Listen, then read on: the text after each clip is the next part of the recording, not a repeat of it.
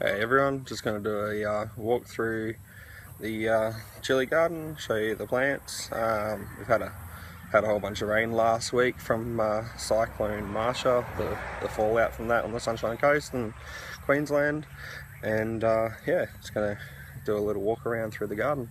No worries. Alright, so here are my plants. They're all doing pretty well after the massive amounts of rain that we had. Everything's sort of still kicking on and, you know, producing some fruit and throwing some flowers out, which is good. So we've got a bubblegum 7-pot there, supposedly a chocolate reaper, this one here. It hasn't thrown any fruit yet, so we'll wait and see how it turns out. Antilles Caribbean, it's got some pods on it. Up in the back there's that's the yellow 7-pot. It's got some nice fruit coming through. Some good pods on it, big pods. And we've got a butch lokia just in front of that one. We've got a butch tea here. So there's a whole bunch of them there. Throwing out some nice phenos. Some leaves coming off some of these plants. They did cop a lot of rain for three and a half sort of days straight.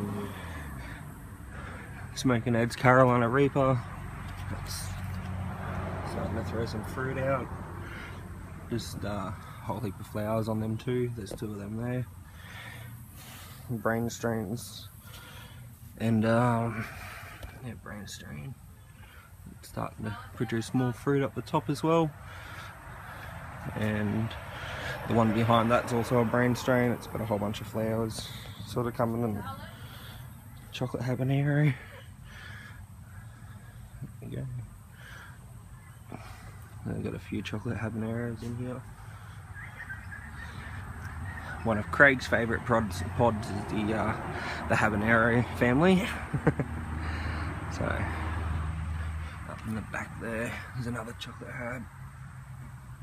It's got pods coming all through it. Better wait for it all to ripen. Can't wait. Looking forward to it. We've got the infinity and these 2 infinity plants here. Just a nice amount of pods come through on them. And a nagabon up in the back here.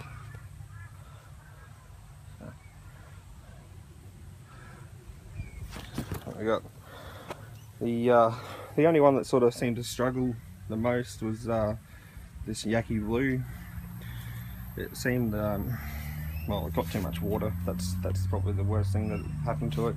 It's just that the bottom of the pots.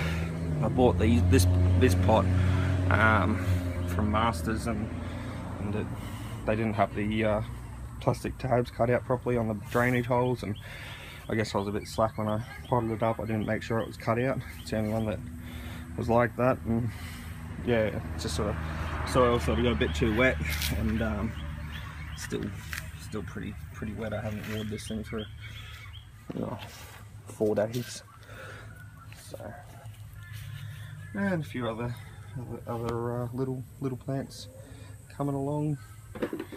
There's some of the pot and all stuff there. Just the hippies, the Masters version of the nagabon and Cardi Yellow, and their butch tea doesn't sort of throw any butch tea looking phenos out. The 7-pod pink. They're all doing pretty well. They've all sort of gone through a decent little harvest and still throwing out flowers, so that's good. All these guys have only just been recently potted up. We've got a dougler there, lemon, white ghost, Bonda Majakas, and a burgundy 7-pot. Got a few more infinities, butch teas, And chocolate Trinidad scorpion, red Savina. Got this fella here, he's actually producing some fruit now. It's another brain strain. Starting to throw out some pods. Another brain strain there. The nice big Carolina Reaper over here. A whole heap of flowers on it. Let's see if I can find any. There's any pods started yet. Might not be. The chocolate butcherlokia behind it has a whole heap come through, which is good.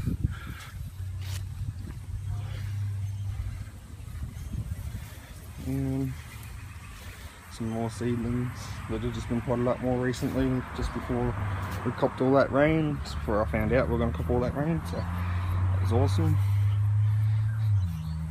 This one here is a Masters plant. I bought it when I bought the Yaki Blue from Masters. It's meant to be a Moruga. Sort of doesn't really throw off anything that resembles a Moruga. Peach Ghost Scorpion. And another Butch Tea, and it's another 7-pod pink of the Masters variety. I think I've got 10 of them out of around 200 plants that over 200 plants that I've got. 7-pot Jonah. It's actually got a pod just starting to form down on the back of it. This thing's been a bit of a struggle to get fruiting. Nagabon here. Just throwing out this little one. I actually picked a whole bunch off this one the other day. Yeah, a couple of days ago. I've got a Viper Naga down the back there. I tried this potting mix from a landscape yard, but I'm not a massive fan of, actually. Sort of just everything I needed a few in it. They seem to struggle compared to some of the other potting mixes you can get.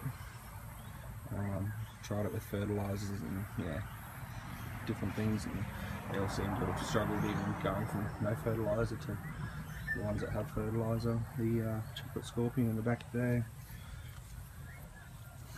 in the corner. Just nearly broke a flower off. We've got on there, sorry. And we've got, what's that? It's Bitchalokia, and I think there's another Viper Naga down there, and another chocolate scorpion out of those ones. A few little seedlings that have been left behind. Haven't had the time, pots and soil to pot the last few up. Well, it's only a couple, so I haven't been too worried. A couple of habaneros, nagabons. There's a KN in the back there, and another nagabon. Just 2 nagabons there. They've gone okay in the soil from the landscape yard with some fertilizer and stuff in it, but yeah, it's been one of those things. I guess you stick with what you know, what you know works. Bitchalokia, Antilles Caribbean, chocolate habanero, Bitchalokia, yellow 7-pot, Infinity, St. Martin's habanero, chocolate hard, Antilles Caribbean, another Moruga. This fella here was actually looking really sad the other day. He's starting to throw out some new leaves. Had to give him a spray, unfortunately, but I don't think that rain did much good, to be honest. Viper Naga, another Tea, another Moruga, another chocolate Butchalokia. This guy here was looking even worse than the other one. It's another Moruga. He'll come good eventually. And then this one here is a Smoking Ed's Carolina Reaper. It's in a 430 pot. He was actually a little bit delayed in the potting up process. He actually got misplaced in the shade house amongst all the seedlings and sort of didn't get noticed until a bit late. But he's starting to catch up now, which is good. Not as big as this fella over here, but he'll get there. So yeah, this is my shade house 1, I guess you'd call it. I've got another little shade garden growing. This has got a little hoop house that I made and 30% shade cloth that I put over it. It's been good for exclusion, keeping bugs and pests out. There's a fly, just a standard fly on the outside there. You can't get in, which is good. I put one little fruit fly trap in here just to see if anything comes in it. The only sort of thing that I've ever found is just like your normal house sort of flies, and nothing that resembles any kind of a Queensland fruit fly or Mediterranean fruit fly anyway. Butcher Lake here, come through there. And this is let's quickly show you one of the Masters butch teas, and nothing really that is like resembles. Every now and then it throws one that kind of looks like it, but a lot of the time it throws stuff like that, as opposed to the one I've got over here, where you look at the shape of these guys and they all just look pretty gnarly, good shape to them. So that's a bit of the differences between the butch teas that I'm growing. I prefer the ones that actually look more like the ones that they're meant to, the better phenos.